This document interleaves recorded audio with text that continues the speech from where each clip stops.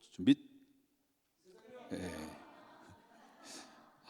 제가 이렇게 해놓고도 제가 좀 부끄럽고 쑥스럽네요. 좀 다시 한번 하겠습니다. 용기를 내십시다. 용기를 내세요. 구호 준비. 구호 시작. 한 사람이 세운 이상을 구원의 길로. 어떻게 바뀌었다고요? 새 영혼이 아니라 새 영혼, 그다음 빨리 이상을, 이게 빨리 이상을. 자, 다시 한번 제가 시범 보여드릴까? 네, 자, 제생명 하고요. 제생명. 한 사람이 세운 이상을 구원의 길로. 자, 다시 한번 합니다. 다시 구호 준비. 구호 시작. 한 사람이 세운 이상을 구원의 길로. 박수. 아이고 참, 오늘 저 어머니 기도회를 참 많이 나오셨는데 오전에 왔는데 뭐하러 또 오후에까지 나오셔서 예배를 드리셔요. 아유 참, 너무 귀하신 분들 감사드리고요. 자, 이제 지난주에도 말씀드렸습니다만은 4차례에 걸쳐서 에녹에 관련된 이제 구약 이제 성경 인물에 대한 말씀을 전하는데요. 4차례에 걸쳐서 에녹에 관련된 말씀을 전하고요. 오늘은 이제 무두셀라에 대한 말씀을 전하려고 합니다. 자, 무두셀라 그러면 우리가 떠오르는 게 있죠. 인류 역사 속에서 가장 장수한 분, 장수한 인물로 우리가 꼽을 수가 있겠죠. 얼마나 살았을까요? 969세를 살았습니다. 그러니까 창세기 5장을 이렇게 쭉 보게 나타난 것을 보게 되면 아담, 최초의 아담이죠. 인류의 시조인 아담 이 후손들이 수명이 하늘로부터 승천한 그 에녹 이외를 제외하고는 777세부터 969세를 그렇게 살았다는 거죠. 그러니까 말하자면 평균 나이가 어느 정도냐면 912세입니다. 912세. 그러니까 오늘날 우리의 입장에서 볼 때는 이게 상상이 안 되는 거죠. 상상이 안 되는 거죠. 그만큼 그 평균 나이가 912세를 그때 당시에 살았다 그러니까 하도 기가 막히니까 여러분 놀라는 분들이 한 분도 없는 거예요. 그러니까 우리 상식적으로 이해가 안 되는 거죠. 그만큼 오랜 세월 동안 장수하며 살았는데, 그런데 이제 그러니까 이제 아담 이후로부터 근간 1000년 동안 900세 이상으로 장수할 수 있었던 그 이유는 하나님께서 본래 인간을 창조하셨을 때에 하나님께서 원래 무엇을 전제를 두고 하나님 인간을 만드셨냐면 인간을 영생하도록 하기 위해서 하나님이 만드셨다는 거예요. 원래는. 그러니까 이 에덴 안에는 무슨 나무가 있었어요? 영원한 생명을 얻을 수 있는 영생나무가 있었다는 거예요. 그러니까 그것을 뭘 의미하냐면 에덴 안에 아담을 뒀던 이유는 인간에게 무엇을 전제 조건으로 영생을 전제하고 인간을 만드셨다라고 하는 것을 보게 되는데, 근데 그 이후에 그 죄악이 결국 어떻습니까? 이 죄악이 들어옴으로 말미암아 점점 아담 이후에 그 아들 둘이 제사를 드렸잖아요. 잘 알다시피. 그러면 아들이 두 사람이 대표적인 인물이 누굴까요? 가인과 아벨이죠. 그 두 사람이 가인과 아벨 제사를 드리다가 하나님께서는 한 사람의 제사를 받으시고 한 사람의 제사를 거절하셨죠. 근데 이제 그래서 거절당함으로 말미암아 열받아 가지고 결국 어떻습니까? 그 자기 동생 아벨을 죽인 자죠. 살인을, 최초의 살인 사건이 이 아담의 아들로 인해서 이루어진 거죠. 그리고 나서 가인의 후예와, 그는 셋은 죽었지만 셋이 아니라 아벨은 죽었지만 아벨 대신 하나님이 누굴 또 준비했습니까? 셋이라는 믿음의 계보를 준비했죠. 그래서 결국 가인의 계보와 그다음에 셋의 계보가 같이 나누어서 결국 인류가 이제 번성하게 되는 가운데 있다 보니까, 그래서 근 1000년 정도의 기간 동안에 바로 죄악이 관영이 되고 그 이상으로 살아가면서 죄악이 점점 그 시대를 편만하게 상황이 악해져가는 그런 상황이 있었다는 거죠. 그러니까 이 죄악이 세상 속에서 편만하게 이렇게 관영하다 보니까 점차적으로 인간의 연수가 죄악과 굉장히 연관이 돼 있다는 거죠. 인간의 죄가 관영하면 관영할수록 바로 뭐냐면 인간의 연수가 급속으로 바로 뭐냐면 뚝뚝뚝 떨어지는 그런 모습을 이제 엿볼 수가 있다라고 하는 것을 보게 되는 거죠. 그럼에도 불구하고 그때 당시 하나님께서 그 아담 이후에 쭉 보게 되면 평균 몇 년이냐면 900년을 살았단 말이에요. 이 900년. 그 900년 동안 살았던 그 이유는 두 가지 뜻이 있다라는 거죠. 두 가지 뜻인데 하나는 바로 뭐냐면 뭐 여러 가지 뜻이 있겠습니다만은 그것은 최초의 인간이 비록 죄를 지었습니다만은 그러나 인간의 훗날에 예수 그리스도를 통하여서 점차적으로 신령한 몸으로 변화돼서 바로 이제 영원한 그런 생명을 다시 회복시켜 주실 것이다라는 암시적으로 보여주는 사건이다라고 볼 수 있겠고요. 동시에 그 인류 속에는 하나님이 인간을 향한 자비하심이 그 안에 들어있다는 것을 보게 된다는 거죠. 그 자비하심이 뭘 의미할까요?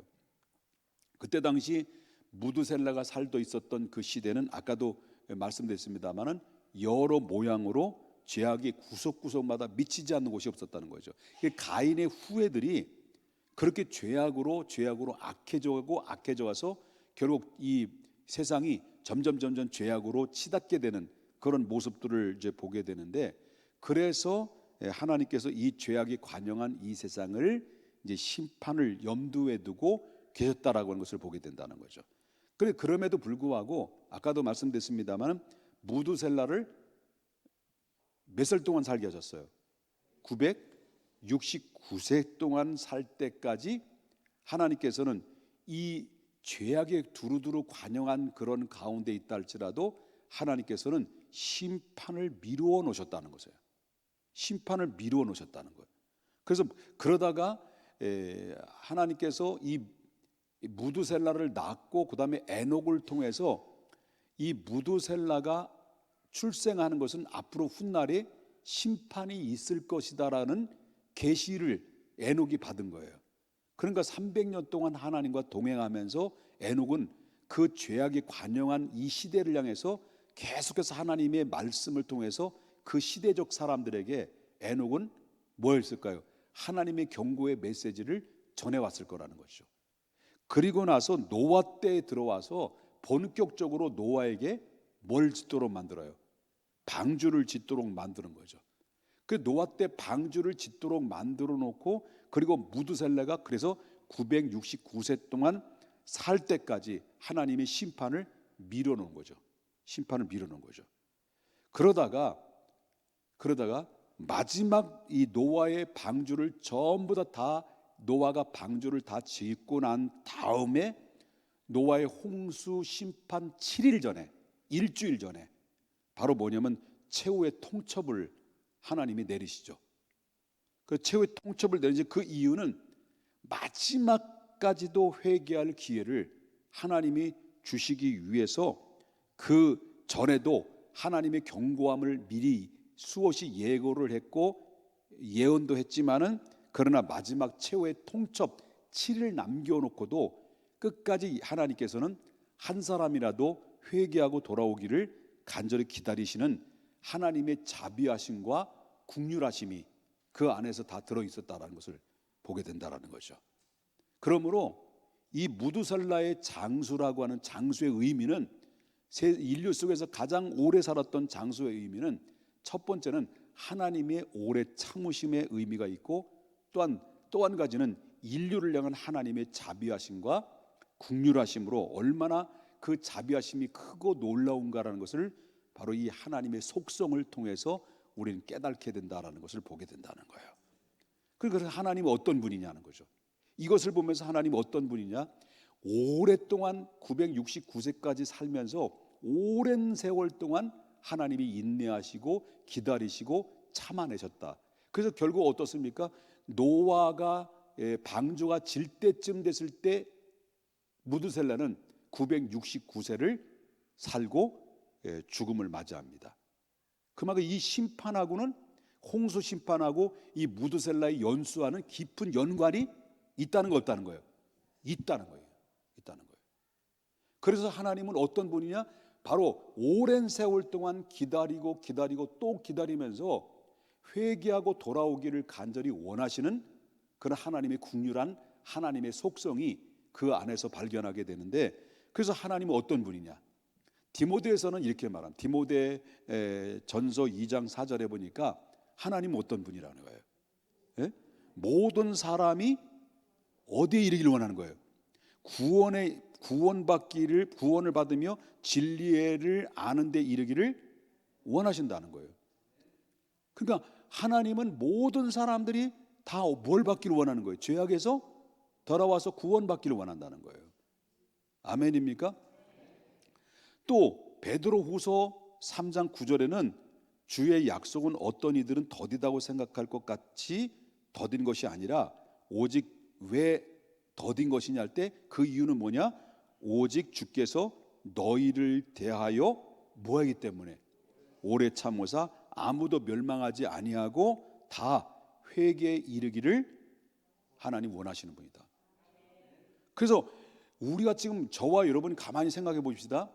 우리가 이 세상에 돌아가는 것을 보면 사람들이, 인간이 가장 지식을 가지고 있고 최고의 학력과 최고의 학문과 최고의 지식을 가지고 있었던 젊은 청년이, 그리고 수능 시험의 1등인가요? 의대 1등으로 들어간 사람이 애인의 변심에 의해서 칼을 휘둘러서 결국 무참하게 살해한 사건을 우리가 근래 소식을 들었잖아요. 아무도 일면식도 없는데 칼을 휘둘러서 사람을 찔러 죽이는 이런 이 오늘날의 인간의 가장 본성이 타락의 극치에 이를 수 있는 상황 속에 오늘 지금 이 시대를 우리 다 겪고 있다는 거예요.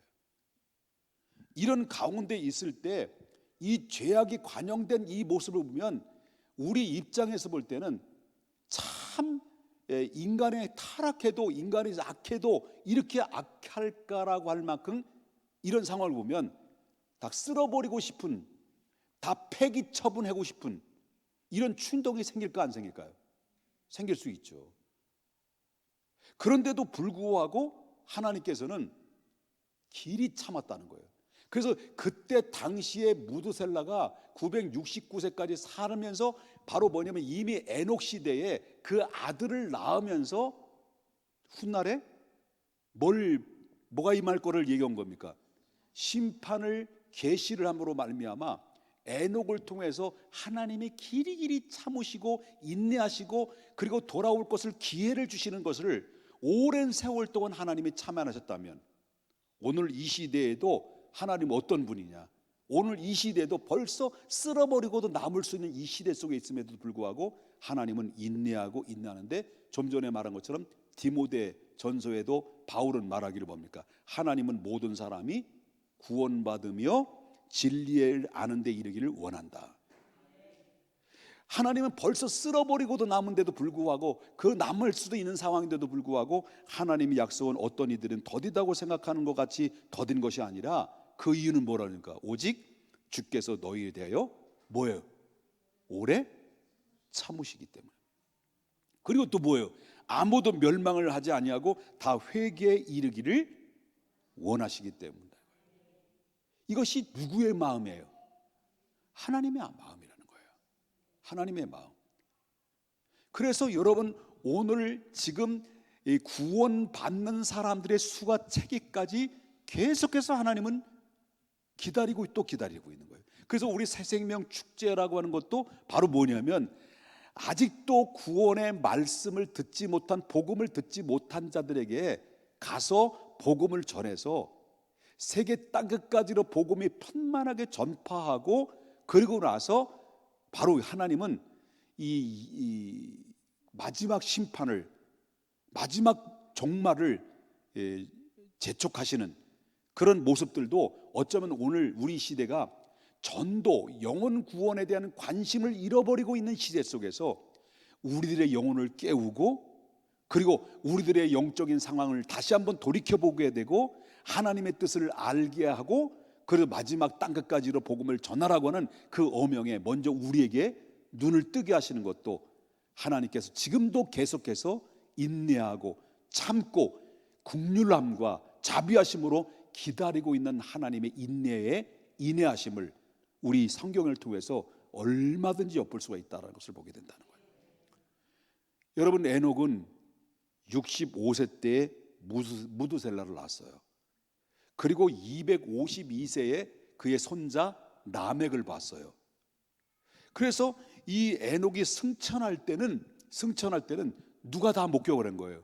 그의 아들 무드셀라와 손자 라멕도 그 승천의 광경을 목격한 자들이죠. 아들과 손자가요. 그러므로 이 무드셀라와 그의 아들 라멕은 그 에녹이 그 어떻게 하나님과 300년 동안 동행하며 살아왔는지를 바로 그는 이 아들과 손자는 다 보고 자란 거예요. 다 보고 자란 거예요. 그리고 직접 보고 자랐단 말이에요.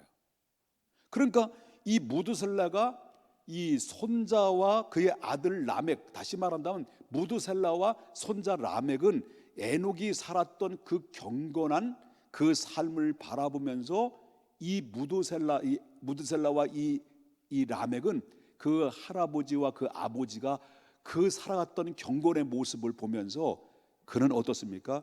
늘 감동과 감화를 받고 살았겠죠. 그래서 결국 어떻습니까? 무드셀라는 그 노아의 홍수 때까지 결국 경건의 믿음으로 살아가다가 결국 노아의 홍수 시대에 결국 생을 마감하고 하나님 아버지의 심판을 이전에 그는 결국 하나님 앞에 부름받았던 것을 보게 되죠. 자, 이 두 가지를 보게 되는 거죠. 오늘 본문의 말씀 두 가지를 잊지 말자. 오늘 이 시대에도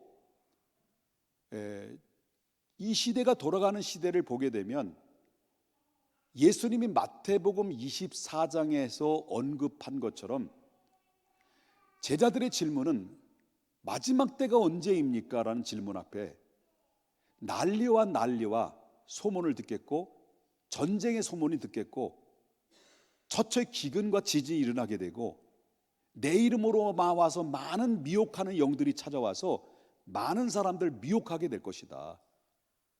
그리고 수 없는 천재지변이 일어나게 되는데 이런 상황이 오면 그때인 줄 알고 깨어서 근신하여 기도하고 준비하라는 예수님의 말씀을 하셨다고 한다면 오늘 이 시대는 바로 예수님의 지금으로부터 2000년 전에 주신 귀한 말씀이 마지막 상황을 예고하듯이 오늘 이 시대는 전 세계에서 들려오는 난리의 소문이 계속 우리들에게 뉴스를 통해서 접하게 되고 계속 산발적으로 전쟁이 일어나게 되고 조금 대만은 지금도 계속해서 지진이 계속 일어나게 되고 여기저기서 이상기후의 징조들이 계속 세계 전반적으로 일어나는 상황을 보면서 지금 우리가 선교하고 있는 이 하상일 선교사님이 머물고 있는 그 지역은요 지금 여태까지 있을 수 없는 그런 기온차가 임하게 되는데 52도까지 올랐다는 거예요. 52도. 숨을 쉴 수가 없다는 거예요.